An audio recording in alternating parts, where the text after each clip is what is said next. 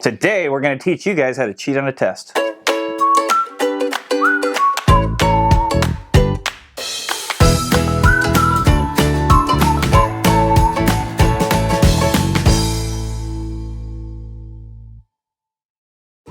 Hey guys, welcome back to Random Lane. Christmas vacation's just ending for many of you students out there, and that means that it's going to be time to take tests again. Yep, back to school, more tests, more quizzes, a lot of kids have had about 20 days off. That's enough time to forget things that you learned right before the break, and you're going to be having your quizzes and everything coming back up.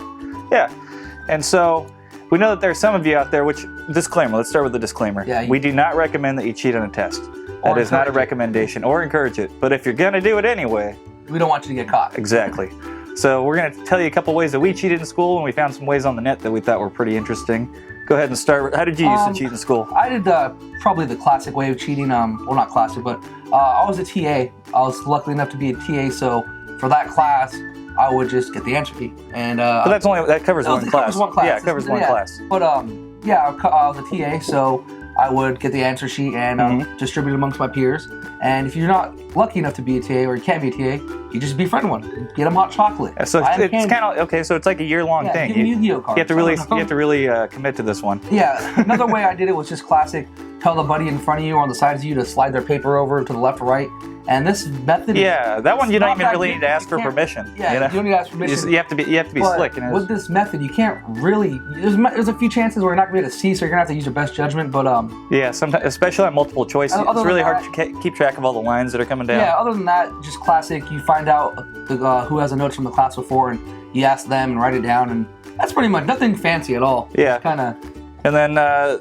You always did the classic pass back when they ask you to... Nothing crazy. We're always boring, nothing crazy. I didn't put too much time and effort. Just kind of, hey, what's the answers? Pass it back. I know you have some ways. What did you do? Because you're older than me. You should... Well, I mean, we went to school for the same amount of time. Yeah, but I mean... well, I went pretty classic on this one. And again, all these methods are pretty much based on the fact that you can get the answers from somewhere. So Amir's method is, the TA. Obviously, you want to befriend people that have the period before you, and try to meet up with them during passing period and get them to give you the answers on a little piece of paper. In which case, I used to always wear a sweater with a nice elastic grip right around the wrist. Didn't matter if it was 100 degrees outside. Slide that piece of paper in there and slide it out and kind of peek a little. It's kind of risky though. I don't know. I don't know. I feel like it's not that risky because you can easily, if you have your paper and you're hiding it like that, you can slide it out. Keep your eye on the teacher. You wait till she's turned around before you slide it out. You try to memorize 3 or 4 answers all at once. This comes in handy. And then at the end of it, you just kind of loosen it, lift your arm up, and let it fall down into your elbow where it's safe to never be seen again until laundry day. Yep. Or fall out somewhere in the middle of class, just somewhere else. Dump it out. And then there was always, if it was math or if it was chemistry or something like that, you tape it in the back of the calculator. That one I feel like is more risky because... Yeah, I feel like nowadays... but I still did it. I still did it, never got caught. If I was a teacher, I wouldn't think to check the calculator. Yeah, well, they have some calculators you can program it in, but... That's a whole other... Yeah. And then I try to memorize them too, if it was multiple choice. If I knew it was like only a 20-question quiz, I try to remember it in sequences of 5 letters, like A, B, B, B, A.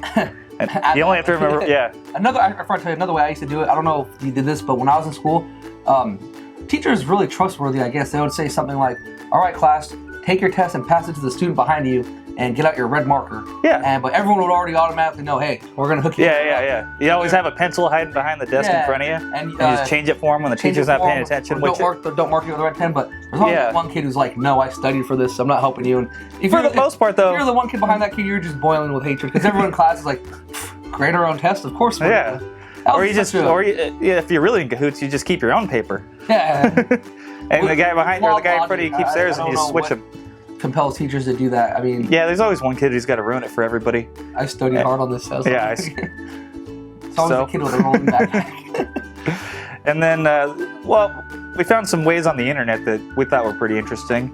I found one that I would have never thought of when I was a kid. Basically, they took a water bottle, the ingredients, and they scanned the water bottle label into Photoshop, and they didn't write answers on it. They wrote formulas, and then they strap it back on the water bottle. Water bottle sits right here. Right. And the desk, and there's your formulas or your... Yeah, but that seems like almost as much work as just studying for the test. You have to Photoshop this thing, because I feel like any logical teacher is going to be able to notice something that was printed at home that says Arrowhead on it. Maybe, I don't know. And plus, look at it like that, because the ingredients are pretty small. Because I came across this on the net too. And what I found was that people just unroll the water bottle and they'd write all the things on the inside. And if you needed to look, you just take a drink of water. That's pretty good too, I guess. That one worked pretty well. And then I saw this one on another YouTuber's channel. I just thought it was hilarious. It works for guys and girls. If you're a girl, you have to wear a skirt. If you're a guy, you have to wear shorts. And you write all the answers on your upper We don't thighs. discriminate. If you want to wear a skirt as a guy, go ahead. Yeah, you can wear a kilt. So you write all the answers on the tops of your thighs, and you just keep sliding your shorts up while you're taking your test. And if a teacher comes by and asks you to slide it down, yeah, they can't ask you to pull your shorts up. That's sexual harassment. That's a lawsuit. Yeah, they're not going to do it. You're safe on that one. I seen another interesting one. This kid had a pen that was an invisible ink pen, but the back of it had a UV light. So again, if the teacher lets you have a loose leaf paper, you wrote all the answers down, whatever. That's a good idea. You can almost turn it in like that too. Unless you can almost turn it in, because what are the chances? And don't come back to us if this happens to you, that it happens to be Halloween time and your teacher's out grading on the front porch, sitting by the jack-o'-lantern in the black light. What the heck is this? I mean, you can always get caught, but chances are on that one, you could probably just turn the evidence right in and have nothing go wrong. I've seen another one similar to that where people just get a white colored pencil and they write all the answers down because you can see it from close, but the teacher can't see it even from a couple of feet away. That one I wouldn't turn. I feel like you don't turn that one and you crumble that one up because you'll definitely see it from up close. Excuse me. And then what was one of the other good ones? The rubber band method. I didn't even think. You get a rubber band and you stretch it out with a book, and then you write really small all the answers, and then when it comes back on, when you unstretch it, it looks like just gibberish. Right. But if you put it, what are you going to stretch out in class? You put it on your wrist. Can you still see it? Put it on your wrist. You have to play with the font a little. You roll it up right here, and it gets bigger, and you can see. And then when you're done, you fling it to your buddy.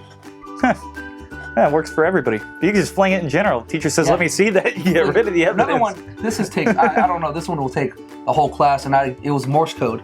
I actually seen this on TV. I don't remember what show I was, but they're in class. No, I've seen this on. I saw this on another YouTuber's channel. Actually, this isn't ours, obviously. It's not ours, but it's like question 1, and the answer is A. If it's B, yeah, it's almost like a prisoners of war coding type of thing. I don't see how that one would work at all. I feel like you'd get busted on that one in no time at all. Yeah, not to mention, it just is a mess. Yeah. I just thought it was a creative way that kids thought of it. If your teacher's deaf, maybe, I mean, that might work. But I think the final way I saw on the internet was people who have tattoos, which this might not work so much in high school. You don't see too many people sleeved up in high school, but by college time, people start getting tattoos of koi fish and stuff like that. You just write all the answers right into your tattoos. Yeah. Right in the scale. Yeah. And just fill it all in, and the teacher's never going to notice. You could even just write a whole quote and just be like, "Oh, it's my quote." Yeah, you could write everything.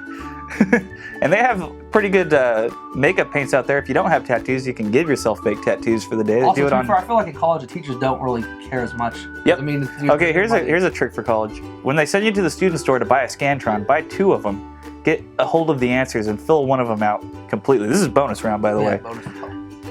Fill it out completely. And when you pull out your Scantron, make sure you have another piece of loose leaf paper or something. You slide it under there. You take pretty much the whole test. You kind of cross-reference, make sure it looks okay. Peek a little here and there. Make sure that you're not going to turn something where every answer is wrong. Make sure you get the right Scantron. Yeah. There's like 4 different styles. And then you just turn in the one that's already filled out. Yeah. That's actually a good one. That wouldn't really work in school. No, that would work in college. Where you have to provide your own. Scantrons in college. Yeah. And I think that's about all the methods I'm aware of. I mean, I'm sure there's a ton out there. If you guys have any, let us know in the comments. Let us know in the comments. And again, disclaimer: don't approve of cheating. Yeah. Don't encourage you to cheat. But I mean, if you're going to do it anyways. Yeah, we don't want you getting caught because now you're going to be in trouble and you're going to have a bad grade. And you're going to fail the test and have to. Yeah, we still want your futures moving forward. So anyway, please like and subscribe. Thanks for stopping by Random Lane, and until next time.